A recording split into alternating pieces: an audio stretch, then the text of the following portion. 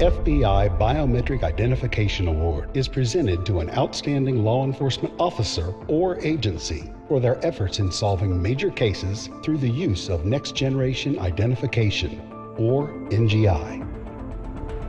The 2016 Biometric Identification Award is presented to the San Bernardino County Sheriff's Department, San Bernardino, California. On Tuesday, May 7th, 1991, the San Bernardino County Sheriff's Department responded to a hotel in the city of Victorville in reference to a dead body that had been located in one of the hotel rooms by a housekeeper. When San Bernardino County Sheriff's deputies arrived on scene, the victim was located underneath the mattress in the hotel room. The victim also had a towel wrapped around his neck. The victim was later identified as John Miller. The towel was collected and preserved in evidence. It was also determined that Miller's vehicle was missing from that location. 2 days later, Pomona Police Department located the vehicle in the city of Pomona and contacted the San Bernardino County Sheriff's Department. A detective from the San Bernardino County Sheriff's Department Homicide Detail, along with a crime scene specialist, responded to the scene to process that vehicle. During the processing of that vehicle, a single latent print was located on the driver's side view mirror. That print was processed through all latent print databases and no match was located. At that point, the case went cold.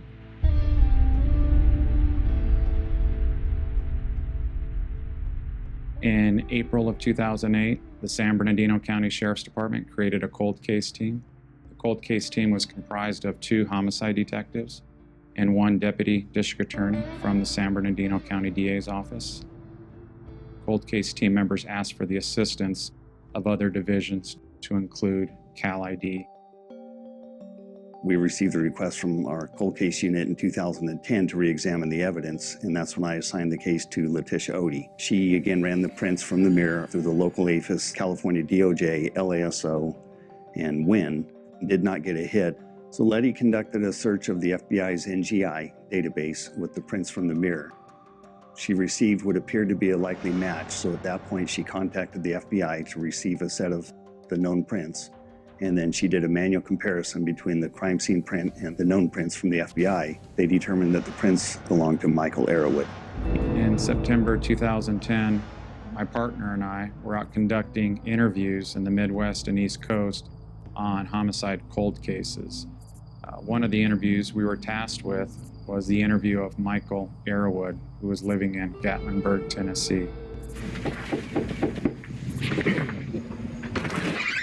Hi, are you Michael? Yes, Hi, I'm Greg Myler. Hi. We're detectives from San Bernardino County, California. Okay. Do you know where that's at? No.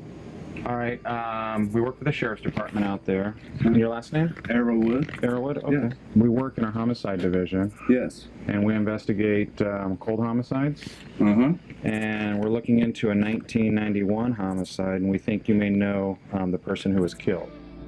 My partner and I escorted Michael out to a picnic bench that was next to his house. During the course of our 3-hour interview with him, eventually Michael began to talk about the details regarding what happened in that motel in 1991. I didn't do it though.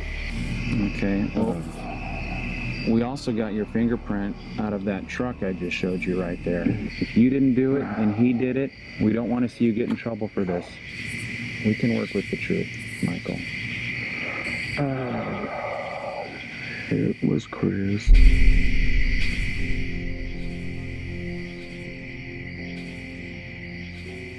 Michael told us that he and his brother, Chris Arrowood, had traveled from Gatlinburg, Tennessee to Las Vegas, Nevada. The damn van tore up or something, and we had to sell the van. When their vehicle broke down, they had no other means of transportation to finish their trip to California, so they decided to hitchhike. He told me that while hitchhiking, a white male adult had picked them up in a pickup truck and had driven them to an area closer to Los Angeles.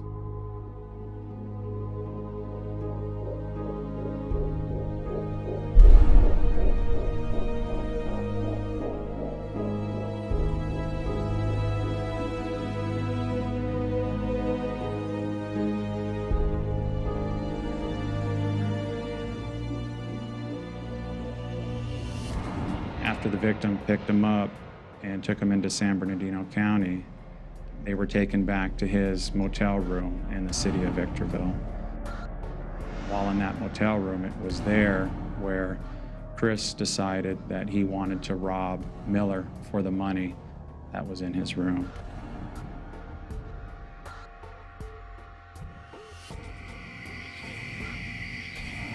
I was sitting on the floor cross-legged, eating, and next thing I know, Chris come up from behind him, and I had I think it was a towel or something.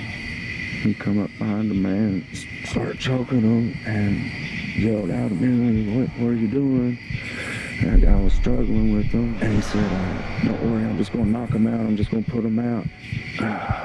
And afterwards, Chris ran back to where the money was and got it. And then that guy, he didn't look good. He was no longer. After they hid John's body, they felt that they needed to get out of the area. They grabbed John's car keys, went into the parking lot, and left in John's car.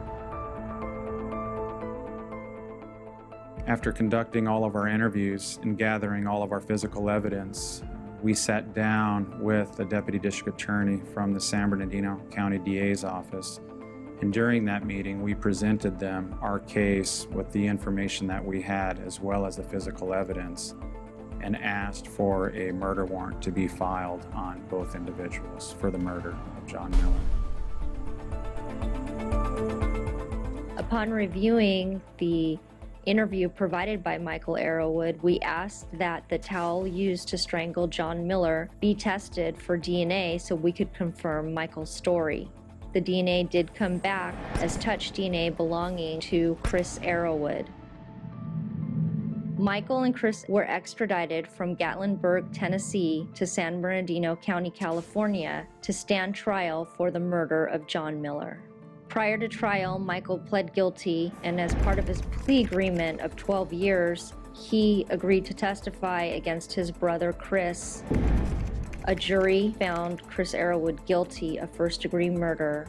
He was sentenced in October of 2014 to 25 years to life, and his case has been affirmed by the California Court of Appeals.